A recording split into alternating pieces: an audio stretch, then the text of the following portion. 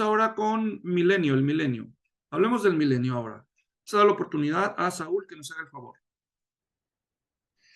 Dice milenio. La palabra milenio se refiere al evento mencionado en Apocalipsis 20, del 1 al 6, en el que Satanás será atado y los santos fallecidos reinarán con Cristo por 1000 años. Hay dos corrientes cristianas en relación con el tema del milenio que se derivan de la forma en que este pasaje es interpretado. Los que lo interpretan de manera no literal y los que lo interpretan de manera literal. Los que lo interpretan de manera no literal son el amilenialismo y el postmileniarismo. Los que lo interpretan de manera literal son el premileniarismo histórico y el premileniarismo futurista. Ya habrá tiempo para considerar cada postura con mayor lujo de detalle. Ahorita solamente estamos leyendo la terminología, ¿ok? Vamos a continuar entonces con la siguiente palabra. Amilenarismo. Vamos a pedirle, le damos la bienvenida a Francisco Trinidad. A ver, Francisco, nos hace el favor de leer, habilite su micrófono si es que puede, y lea amilenarismo y también postmilenarismo.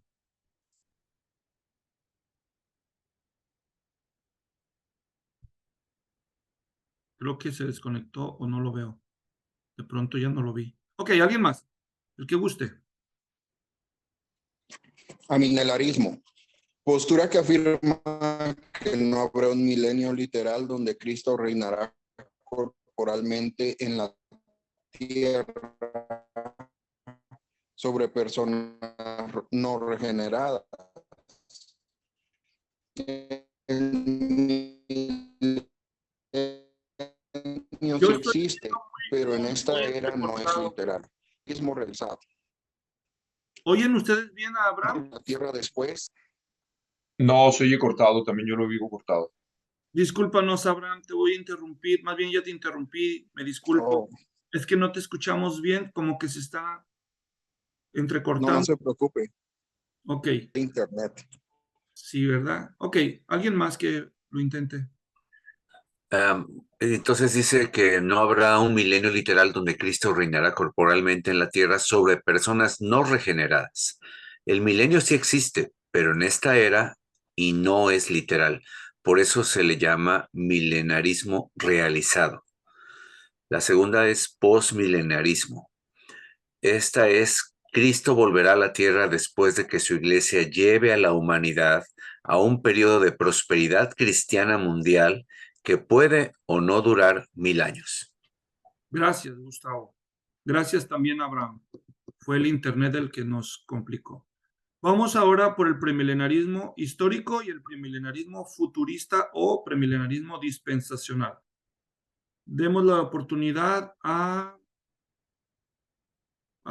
Jesse, por favor. Premilenialismo histórico. Afirma que Cristo volverá antes del milenio después de un periodo de tribulación sobre la tierra. Por esta causa también son llamados premilenaristas o tribulacionistas. ¿El que sigue igual? Sí, por favor. Ok. Premilenarismo futurista o dispensacional. Afirma que Cristo volverá 2 veces al mundo en el futuro. Una manera secreta e invisible por su iglesia, 7 años antes del milenio. Y la segunda de manera visible 7 años después de la tribulación sobre la tierra antes del milenio. Estos premilenaristas se subdividen en varios tipos. Gracias. Entonces aquí la madeja se empieza a desilvanar, ¿ok? Primero el milenio, tenemos 2 grupos, ¿verdad? Los que creen que es literal, los que creen que no es literal. Ok, los que creen que no es literal, espérense tantito. Ahora, los que creen que es literal, el milenio tiene que ver con la tribulación. Entonces, hay los que creen que Cristo va a venir a imponer su reino de 1000 años antes de la tribulación y los que creen que Cristo va a poner su reino de 1000 años después de la tribulación. Ok, los que creen que Cristo va a poner su reino de 1000 años después de la tribulación, ahí espérense tantito. Ahora vamos a ir con los que creen que Cristo va a venir antes de la tribulación. Ahí es donde estamos en la subdivisión ahorita. Vamos a continuar entonces con los pretribulacionistas. Primero, Francisco Trinidad, ¿Puede habilitar su micrófono y hacernos el favor de leer ese párrafo? Gracias. Los pretribulacionistas, los que afirman que Cristo arrebata a su iglesia al principio de los 7 años de la tribulación. Gracias. Siguiente, ahí mismo, Francisco. Los mid-tribulacionistas o mesotribulacionistas, los que afirman que Cristo arrebata a su iglesia después de los 3 años y medio de la tribulación, justo antes del inicio de la gran tribulación, es decir, antes de los últimos 3 años y medio. Gracias. Luego, así muy cercano de los mid-tribulacionistas están estos de la postura del rapto parcial o rapto múltiple. ¿Ok? A ver, Julián, ¿nos lees? Sí, sí, es la postura premilenarista que afirma que Cristo hará varios levantamientos de creyentes durante el periodo de los 7 años de la tribulación. Gracias. Continúa con los otros conceptos que vienen ahí a continuación, si fueras tan amable. Estado intermedio, lo que ocurre con el alma humana entre su muerte y su resurrección. Estado eterno, el estado final del universo y de los creyentes en él por la eternidad futura después de la resurrección, el juicio final y la ejecución de las sentencias divinas. Muy bien, gracias. Entonces, en este punto estamos hablando ya de otra cosa.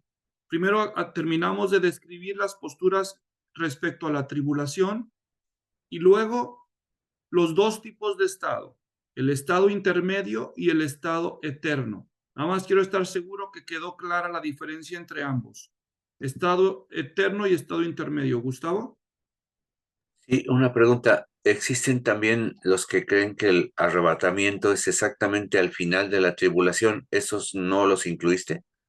Sí los incluí, son los que dijimos que se llama el premilenarismo, el premilenarismo postribulacionista, es decir, los que creen que el arrebatamiento va a ser al final de la tribulación, se llama premilenarismo histórico a esa postura. Nada más que dije, esa la dejamos a un lado y ahora hablemos de los que creen que el arrebatamiento es antes de la tribulación. Pero vamos a volver a mencionar eso con gráficas visibles para que sean contrastadas las posturas en la próxima clase, ¿ok? Pero, ¿alguien tiene alguna otra pregunta? Si no, vamos a continuar. Estamos repasando conceptos esenciales de escatología. El estado intermedio, entonces, es lo que pasa con las almas después de la muerte, antes de la resurrección, y el estado eterno, lo que pasa con las almas después de la resurrección, ¿ok? Seguimos ahora con otro tema relacionado con lo que pasa después de la muerte, que ha sido obviamente motivo de desacuerdo entre católicos y protestantes, y es el tema del purgatorio. Y voy a leer un resumen, y este es un tema un poco más ampliado porque ya no nos vamos a ocupar de él, pero es importante que nosotros estemos bien entendidos a lo que se refiere, porque lidiamos con una comunidad católico-romana en una gran medida. Y entonces es bueno entender con precisión qué es lo que ellos creen en este respecto. Hablemos pues del purgatorio. Purgatorio, y aquí yo tengo las notas de dónde saco esta información. Yo lo saqué del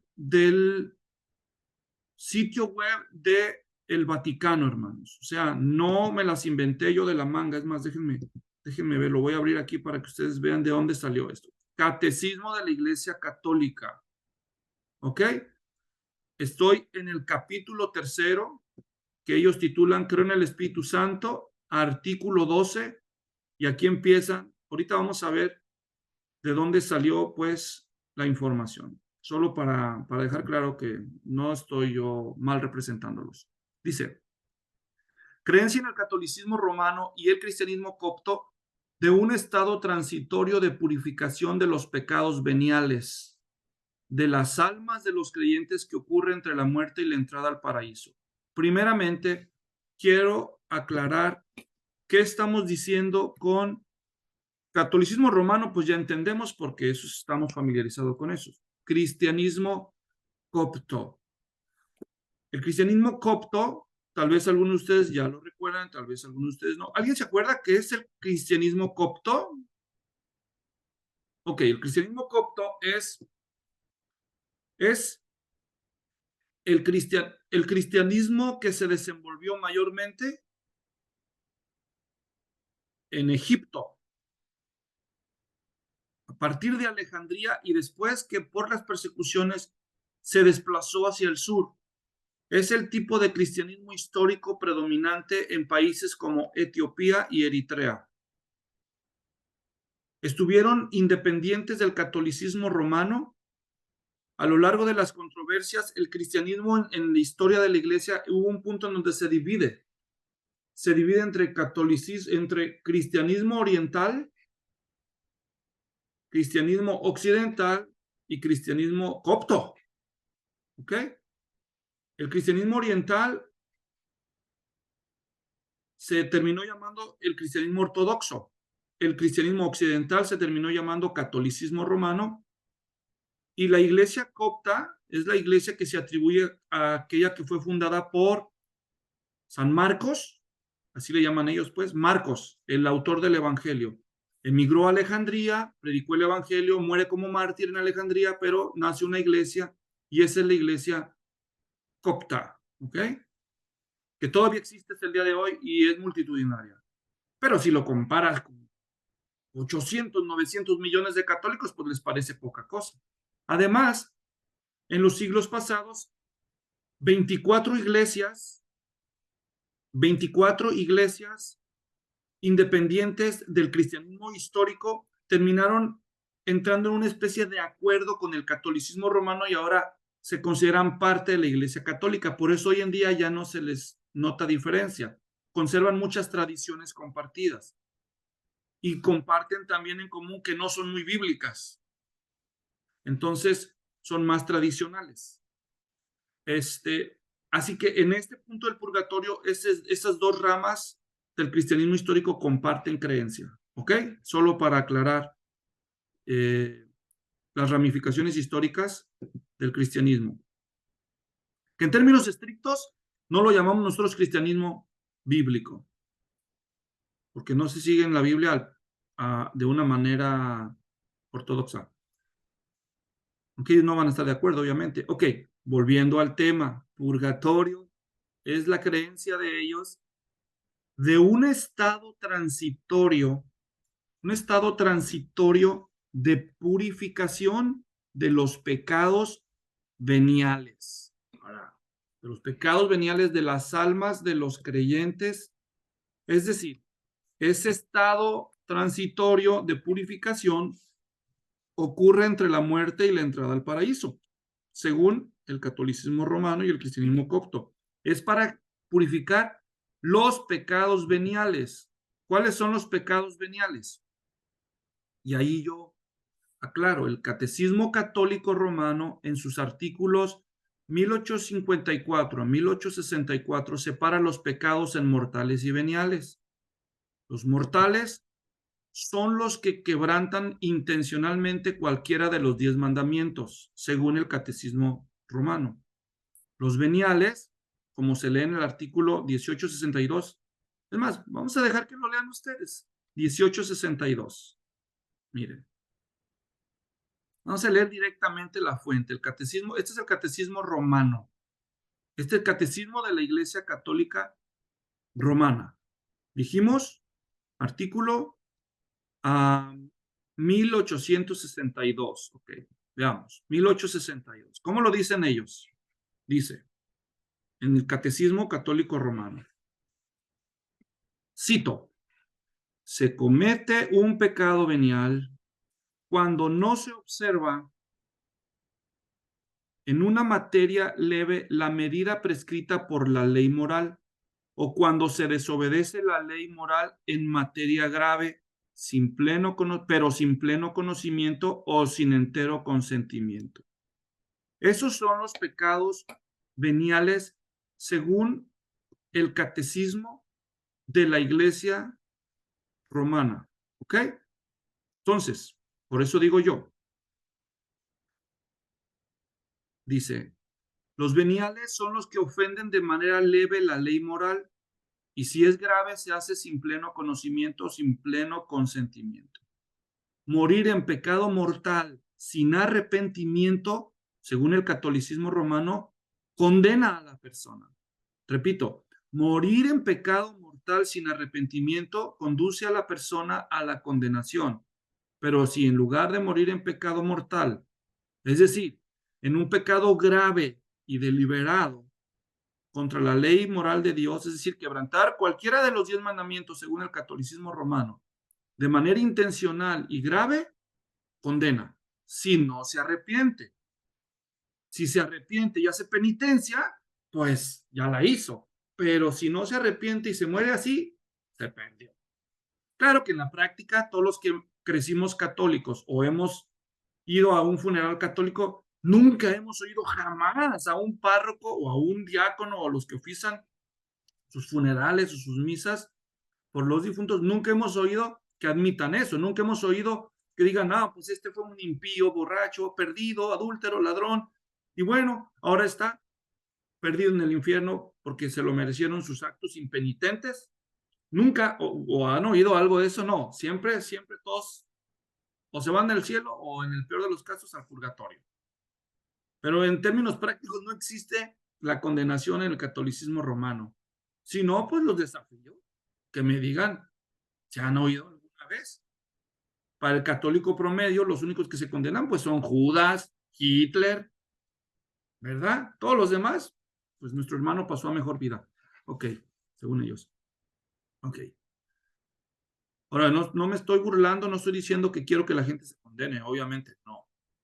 Solamente estoy diciendo eso, no dice la Biblia.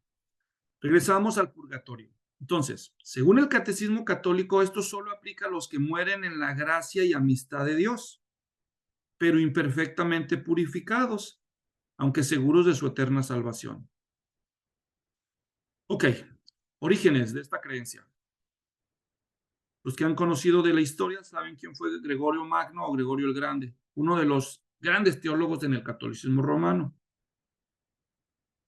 Gregorio Grande, que vivió a finales del siglo VI, es decir, por ahí en 500, del 501 al 599 es el siglo VI de la era cristiana. En ese tiempo vivió Gregorio. Él es realmente, podríamos decir que él es que con todas las de ley se podría considerar el primero que conscientemente ejerció el papado. Aunque algunos lo trazan unos siglos antes a uno que se llamó León. Pero la verdad este fue el mero. El que sí se portó como papa y se la creyeron todos los demás. ¿Ok?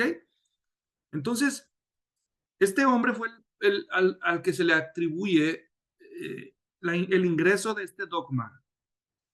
Pero oficialmente hablando, el dogma del purgatorio se oficializa en el Concilio de Florencia en 1304 y se ratifica en el Concilio de Trento como reacción a la Reforma en 1580.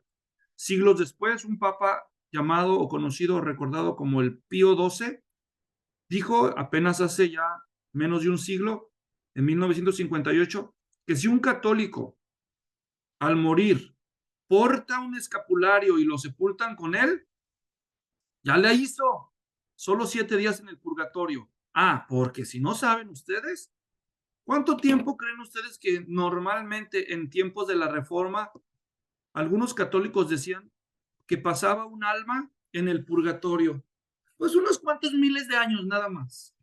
Unos cuantos miles de años, pero si tú comprabas indulgencias, pues podías ahorrarle unos 1000 años de tormento purgante al alma que se había muerto, ¿verdad? En ese estado.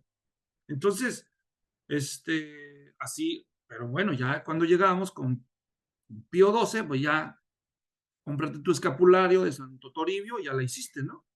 Y más, si es un escapulario que del otro lado traiga la Virgen, no, pues ya la hiciste, porque como ella es la madre, no estoy burlándome, eso dijo él, búrlense de él, ¿verdad? Eso dijo él. ¿Ok? Como es la protección de la Madre de Dios, según el Señor, entonces, pues solo 7 días en el purgatorio, ¿no? Pues qué alivio. ¿Te imaginas? Sale barato, ¿no? Una vida de desastre Antes de morir te compran tu escapulario, te lo ponen ahí. Claro, no nada más eso, ¿verdad? Que no se les olvide todos los que ellos llaman los sufragios. ¿Se han oído esa palabra sufragio? Sí, sí, yo la he oído. Esa se la inventó ¿quién? Francisco I. Madero, ¿no? Sufragio efectivo, no reelección. No, no estamos hablando de esos sufragios. Los sufragios en el catolicismo romano se refieren a las acciones que un difunto recibe a favor por parte de los vivos para reducir sus penas en el purgatorio. Las misas que tú pagues, las penitencias que tú realices, las reliquias que consigas, todo lo que te sirva para bajarle el tiempo a un alma que esté en el purgatorio, en el catolicismo, a eso se le llama sufragio. ¿Está claro? Así que la salida del purgatorio, según el catolicismo, se puede acelerar pagando plegarias, pagando misas, comprando indulgencias, que son como perdones por escrito, y comprando reliquias. Si logras conseguirte una astilla de la cruz de Cristo, ¿te imaginas? No más si te consigues uno de los clavos. Por cierto, en la Edad Media se sabe que vagones enteros del tren, vagones y vagones largos, eran llenados con la astilla de la cruz de Cristo que se vendían en Europa como reliquias de la cruz original, porque eso era meritorio. En resumidas palabras, con dinero sacas un alma del purgatorio según ese esquema. Porque las misas cuestan, las reliquias cuestan, pagarle para que te hagan unas oraciones, hay que dar una limosna significativa, o sea, en pocas palabras, con dinero. Si no es cierto lo que digo, que me desmientan, vayan y pidan en una iglesia que se ofrezca una misa por un difunto gratis, a ver si lo consiguen. Me refiero a una iglesia católica. Bueno, entonces, esta es parte de la perspectiva de la escatología individual en el catolicismo romano con la que muchos de nosotros tenemos que lidiar en nuestras iglesias porque las personas llegan con estas ideas. ¿Ok? Continuamos entonces. Eso con respecto al purgatorio. Otra doctrina del catolicismo es el limbo. En el catolicismo romano el limbo, que significa franja, se llama limbo porque ellos creen que en el infierno la última franja, el último de los niveles del infierno, la franja de entrada al infierno es el limbo. ¿Ok? Pero es el infierno todavía. O sea, es el infierno, no es el purgatorio. Hay una diferencia. Si bien en el purgatorio, pues tienes que purgar tus pecados veniales, en el infierno no purgas, en el infierno sufres. Ahí sí es tormento, tormento. Acá estabas a fuego lento, allá estás a todo lo que da. Bueno, el limbo se dividía en dos partes, en dos tipos de limbo, según el catolicismo romano. Uno es el limbum patrum y el otro es el limbum infantum, o sea, el limbo de los padres y el limbo de los infantes. El limbo de los padres en el catolicismo romano es el lugar donde se iban las almas de los difuntos justos del Antiguo Testamento, lo que los judíos llamaban el paraíso o el seno de Abraham. Ese es el limbum patrum, o sea, el limbo de los padres. Hasta que Cristo muriera y pagara con su sacrificio la propiciación, entonces ellos ya iban a ser sacados. Esa es la concepción del limbo de los padres, que ya no está en vigencia, obviamente, porque ya después de la venida de Cristo, eso quedó, digamos que, abolido. Y en mucho del protestantismo se piensa lo mismo. Ahora, el limbo de los infantes es el lugar a donde se van todos los que mueren sin recibir el bautismo cristiano, entre comillas, porque cristiano para ellos es católico. Por eso en el catolicismo romano hay tanta prisa por bautizar a los bebés, a los niños, porque si en la peor de las desgracias para una familia católica, una criatura llega a morir sin ser bautizada, la criatura se perdió, se fue al limbo. Aunque no haya tanto tormento como en el resto del infierno, es el infierno todavía. Y no vas a volver a verlo si tú te vas a la gloria al morir.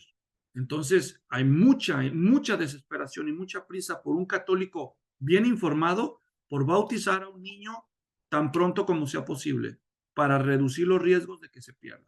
¿Ok? Ese es lo que respecta al limbo en el catolicismo romano. Luego, otras creencias que no son católicas, sino que son discutidas en grupos para cristianos y cristianos, digo para cristianos, o sea, grupos disidentes, pero que se creen ellos cristianos, aunque no son considerados como tales por la cultura evangélica. Tenemos el sueño del alma. Vamos a darle la oportunidad a uno de ustedes que lea. AB, sueño del alma. El término teológico para esta creencia es psicopaniquía, postura que niega la perseveración de la conciencia de las personas fallecidas. Para ellos, aunque el espíritu no deje de existir después de la muerte, entra a un estado de reposo sin conciencia en espera de la resurrección. Hubo grupos sectarios tempranos en la historia de la Iglesia que afirmaban esta postura. En la Edad Media fue sostenida por los psicopaniquianos y en la Reforma por algunos anabaptistas. Calvino escribió contra ellos. Hoy es popular entre los adventistas, el séptimo día, los ruselistas, los testigos de Jehová y entre algunos evangélicos. Y aunque ellos se llamen a sí mismos los testigos de Jehová, más bien los llamamos ruselistas porque ese movimiento empezó con Carlos Taze Russell. Y pues son más seguidores de Russell que de Jehová, según nosotros, ¿verdad? Aunque claro que cuando ellos oigan esas palabras, pues a lo mejor se ofenden, no es el ánimo de ofender, pero pues es la verdad.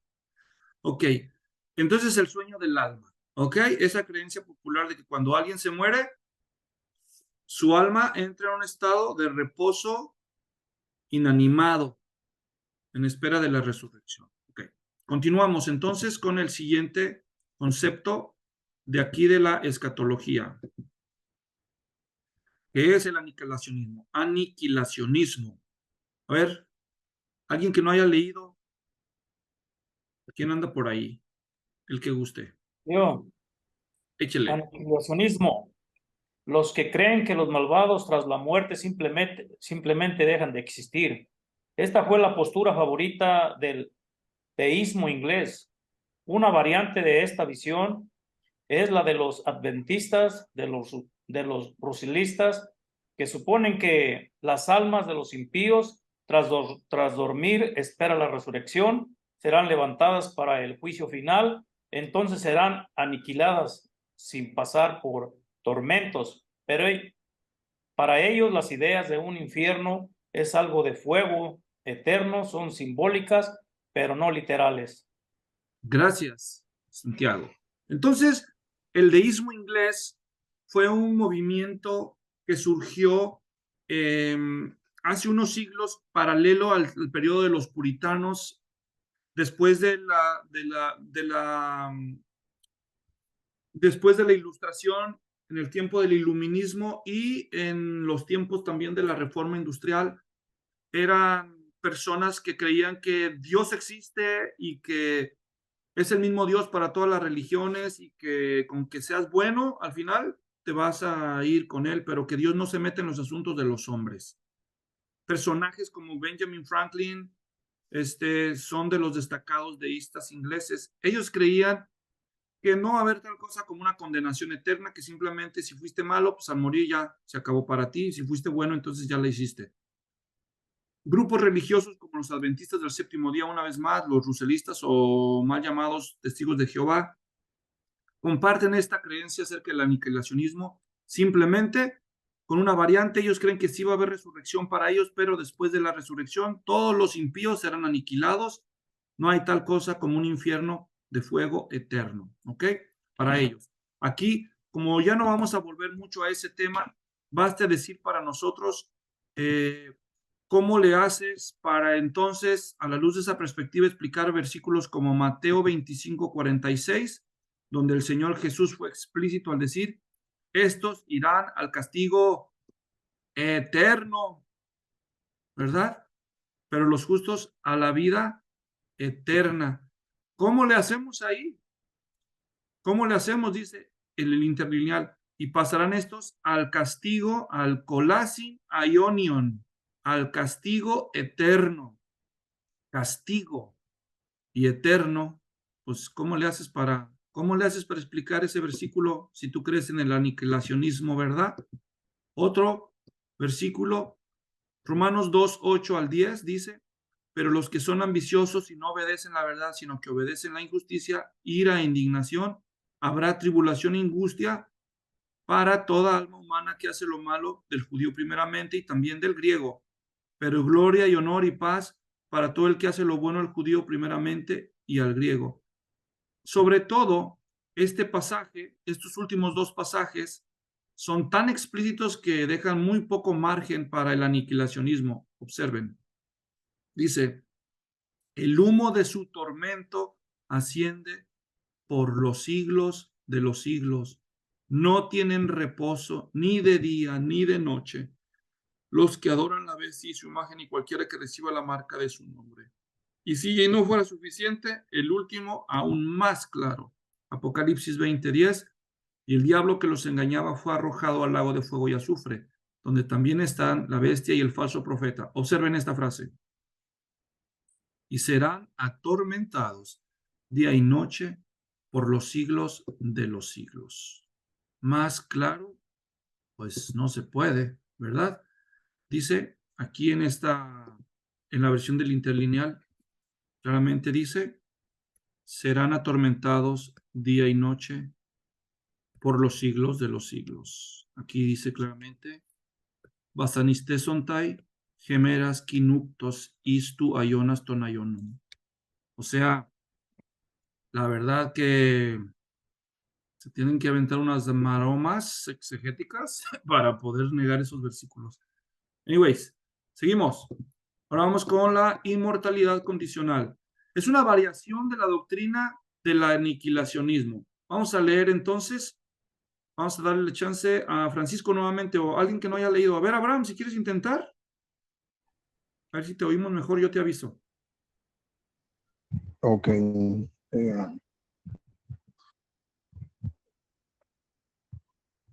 Inmortalidad condicional. Variación de la doctrina del aniquilacionismo, que supone que la inmortalidad del alma en el futuro depende de que las personas en el presente experimenten la conversión a Cristo. Aquellos que no lo hacen después del juicio final serán objeto de un tormento temporal en porción de sus pecados. Una especie de purgatorio, pero sin cielo al final. Tras cumplir su condena, esos impíos serán finalmente aniquilados. Y gracias. Y ahí lo que hemos de decir, pues nomás recordar, Eclesiastés 3:11, Él, hablando de Dios, ha hecho todo apropiado a su tiempo, también ha puesto eternidad en sus corazones. Sin embargo, el hombre no descubre la obra de Dios, ha hecho desde el principio hasta el fin. Entonces, es una postura, la inmortalidad condicional es una postura entre muchos evangélicos, hermanos. El famoso y ya afinado John Stott era uno de los grandes teólogos que creía en la inmortalidad condicional. Recuerden por qué se llama así. La inmortalidad significa que no morirás. Y condicional es el hecho de que la inmortalidad está condicionada de tu respuesta al evangelio. Si crees en el evangelio, entonces Dios va a asegurar que tu alma sea inmortal, que vivas, que tengas vida eterna. Pero si no, simplemente vas a pagar lo que debes y ser aniquilado. Por eso es condicional. Condicional en función de tu respuesta al evangelio. ¿Ok?